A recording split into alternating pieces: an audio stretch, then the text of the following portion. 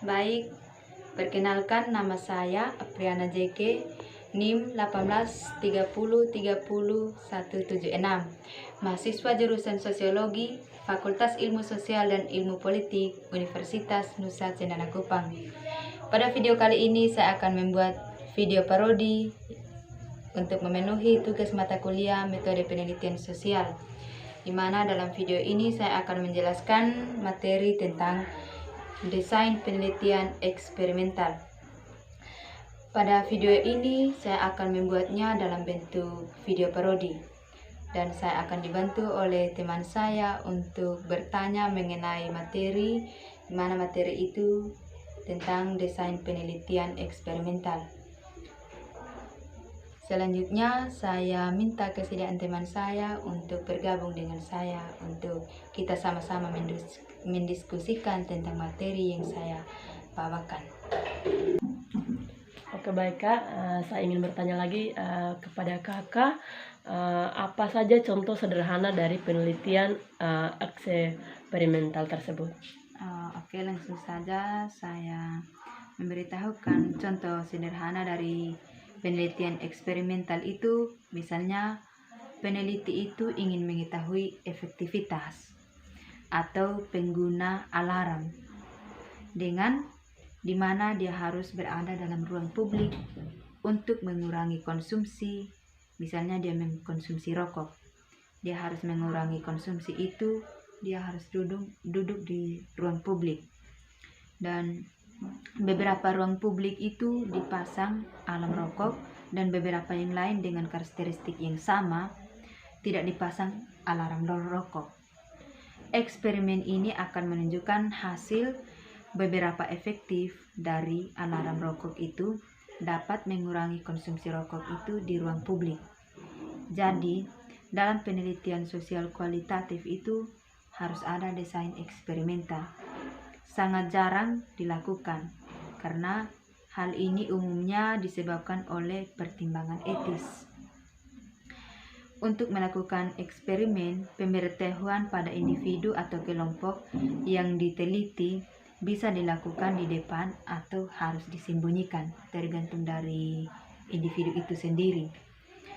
Jadi dalam penelitian kualitatif itu, pemberitahuan yang dilakukan itu harus dilakukan di depan, akan menghasilkan data yang bias, atau jika disembunyikan maka cenderung dianggap tidak elok secara etis. Sehingga desain eksperimental itu lebih leluasa untuk dilakukan. Peneliti sosial umumnya menerapkan desain eksperimental, di mana pada penelitian kualitatif itu harus dilakukan. Jadi riset kualitatif itu dapat digunakan untuk membandingkan kelompok yang diperlakukan sebagai subjek, misalnya eksperimen dengan konsumsi vitamin C, untuk meningkatkan daya tahan tubuh dari setiap individu. Kemudian sebagai seorang individu, dia harus menjadi subjek eksperimen,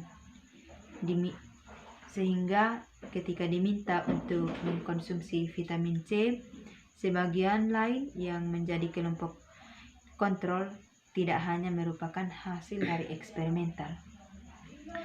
Jadi dalam eksperimental itu ada beberapa desain. Desain yang pertama ini desain penelitian survei, di mana dalam riset survei itu bisa disebut juga dengan cross-sectional. Desain penelitian survei itu dilakukan dengan tujuan untuk memperoleh informasi dari responden melalui sampel yang diteliti. Survei itu bisa pula dilakukan dengan menerapkan konten analisis jika sampel yang digunakan itu adalah dokumen. Tetapi yang menjadi contohnya penelitian sosial tentang pengaruh rokok terhadap budaya konsumsi seseorang, desain survei ini dapat diterapkan dalam penelitian kualitatif maupun kuantitatif. Jadi survei itu diterapkan ketika peneliti menerapkan metode penelitian tentang diskriminasi di media massa. Harus memiliki riset yang diterapkan dengan metode analisis wacana untuk mengetahui bagaimana citra untuk menyampaikan itu di media tertentu. Oke, baik Kak, saya ingin bertanya sekali lagi kepada Kakak, ada berapa tipe desain penelitian terapan tersebut Kak?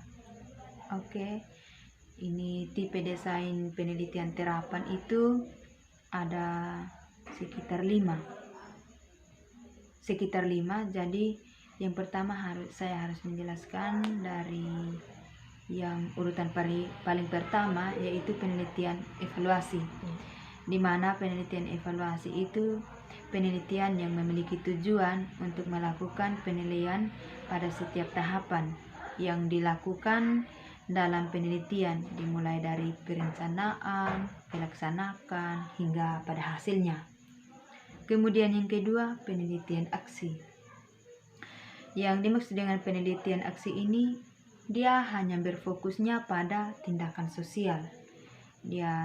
Tujuannya ialah untuk mengembangkan kehidupan dan kondisi dari para subjek penelitian.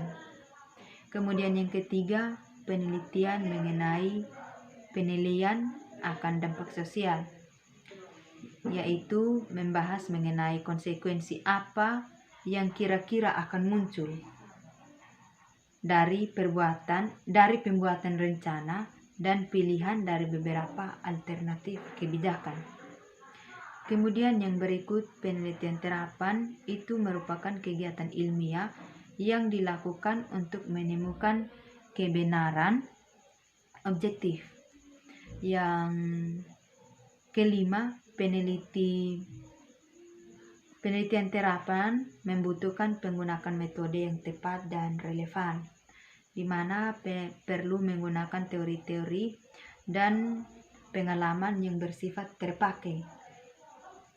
Jadi datanya harus terkumpul dengan lengkap dan objektif. Penelitian terapan bukan hanya menyajikan data, tapi harus disertai dengan pengolahan data, sehingga baik secara metode penelitian kualitatif maupun metode penelitian kuantitatif.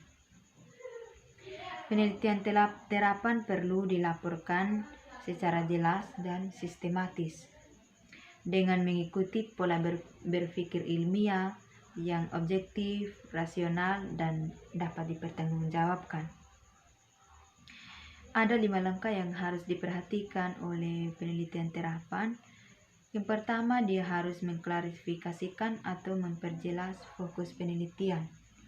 Kemudian yang berikut, dia harus memahami situasi dan tujuan dari penyelidikan atau penelitian itu sendiri. Yang berikut, dia harus memindai informasi yang ada. Dan yang ketiga, dia harus merencanakan tugas dan metode penelitian itu sendiri. Kemudian yang keempat, dia harus memiliki 3 langkah yang mencakup komponen-komponen, di mana komponen itu harus pilih kerangka desain penelitian atau deskriptif. Kemudian dan juga dia harus tentukan informasi, mengidentifikasikan sumber data, dan tentukan bagaimana cara dia mengambil sampel dari setiap sumber data.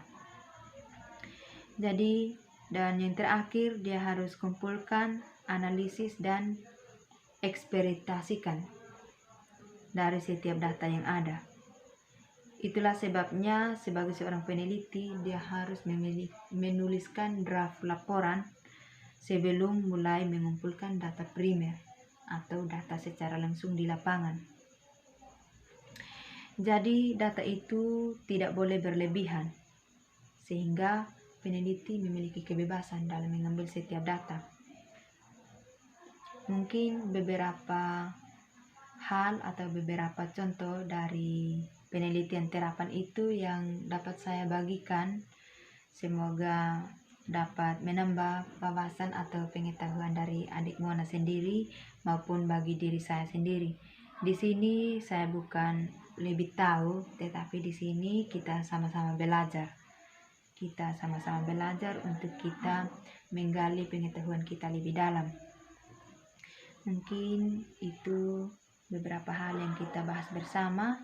Terima kasih untuk partisipasi dari Adimona dalam memberikan beberapa pertanyaan kepada saya. Semoga bagi teman-teman yang menonton boleh bermanfaat. Terima kasih.